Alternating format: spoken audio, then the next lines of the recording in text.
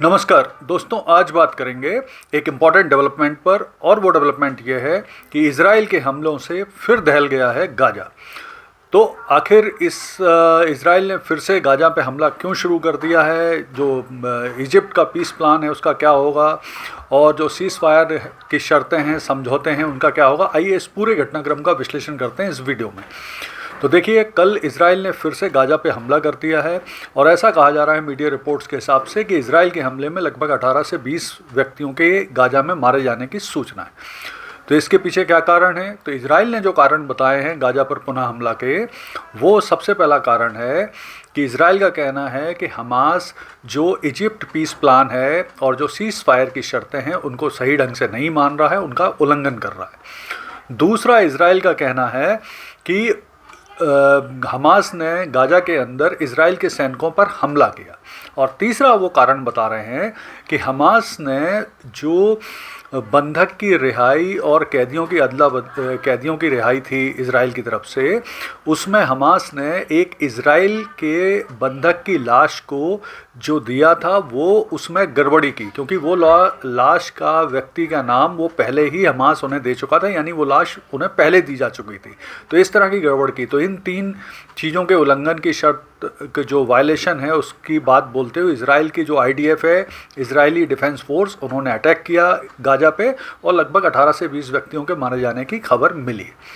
अच्छा, अब इसके उलट जो है हमास का आरोप है कि उसने ऐसा कुछ भी नहीं किया, ना ही उसने सीज़ फायर की शर्तों का वायलेशन किया है, ना उसने गाजा पीस प्लान के किसी शर्त का वायलेशन किया है, और ये सारे आरोप इजराइल के गलत हैं। तो इस तरह का हमास का कहना है।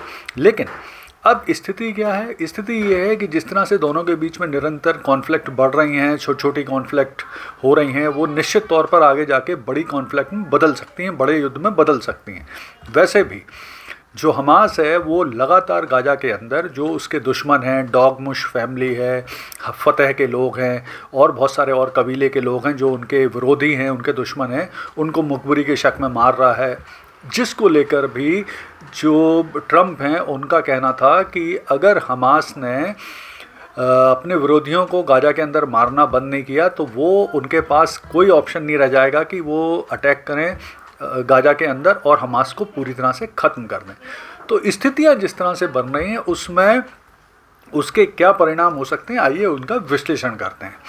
तो देखिए, बड़ी मुश्किल में 2 साल के युद्ध के बाद अभी अक्टूबर में युद्ध विराम हुआ है, सीज़ फायर हुआ है, गाजा इजिप्ट पीस प्लान आया है और उसके पहला चरण को ठीक ठाक ढंग से इम्प्लीमेंट भी कर लिया गया है।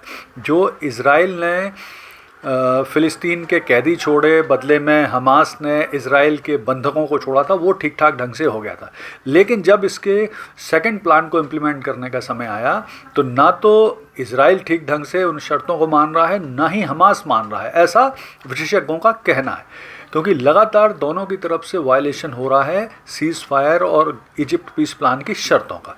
तो अब इसमें देखते हैं क्या प्रॉब्लम आ रही, तो क्या परिणाम हो सकता है। तो सबसे बड़ी चीज़ तो ये हो सकती है कि जो हमास और इजराइल के बीच में युद्ध पुनः शुरू हो सकता है, जिससे पुनः जान माल का खतरा बढ़ जाएगा। दूसरा है कि ना तो हमास ना इजराइल दोनों ही सीरियस नहीं ले रहे हैं इजिप्ट पीस प्लान को, दोनों लगातार वायलेशन कर रहे हैं। तीसरा परेशानी ये है कि जो गाजा का पुनर्निर्माण होना है। देखिए, अभी तक की स्थिति ये है कि इजराइल के द्वारा 2 वर्ष की युद्ध में लगभग 70 से 80% जो इंफ्रास्ट्रक्चर है गाजा का उसे नष्ट कर दिया गया है, चाहे वो स्कूल हो, चाहे वो इंफ्रास्ट्रक्चर हो, बिल्डिंग हो, सड़कें हो, सभी संसाधनों को बहुत बुरी तरह से नष्ट किया गया। तो गाजा में पुनर्निर्माण भी शीघ्र शुरू होना बहुत ज़रूरी है। तो अगर इन दोनों के बीच में कॉन्फ्लिक्ट होंगे तो ये पुनर्निर्माण शुरू हो ही नहीं पाएगा, यानी जो सेकंड चरण है इजिप्ट पीस प्लान का वो लागू हो ही नहीं पाएगा। तो इस तरह से जो रिकन्स्ट्रक्शन की ज़रूरत है गाजा में वो भी शुरू नहीं होगी। तो जो स्थितियाँ बन रही हैं, जिस तरह की परिस्थितियाँ बन रही हैं, उसमें बहुत ज़रूरी है कि जो कतर है, सऊदी अरब है, गल्फ़ के और प्रमुख देश हैं, इजिप्ट है, उनकी एक्टिव भूमिका हो। फिर से वो एक्टिव तरीके से मतलब हमास और इजराइल को समझाने का प्रयास करें। अमेरिका, इजराइल और हमास को भी ये समझना चाहिए कि इतने लंबे समय के बाद युद्ध विराम हुआ है, मतलब इजराइल और हमास को समझना पड़ेगा कि इतने लंबे समय बाद युद्ध विराम हुआ है तो उसे मेंटेन रखने की कोशिश की जाए। नहीं तो अल्टीमेटली जो सफ़रर होगा, जो सफ़र करेगा, वो गाजा के आम लोग ही करने वाले हैं। और जिस तरह से दोनों ही पक्ष, हमास और इजराइल ने इजिप्ट पीस प्लान में भाग नहीं लिया था, इस तरह से अपनी जवाबदारी भी उनकी एक तरह से है नहीं।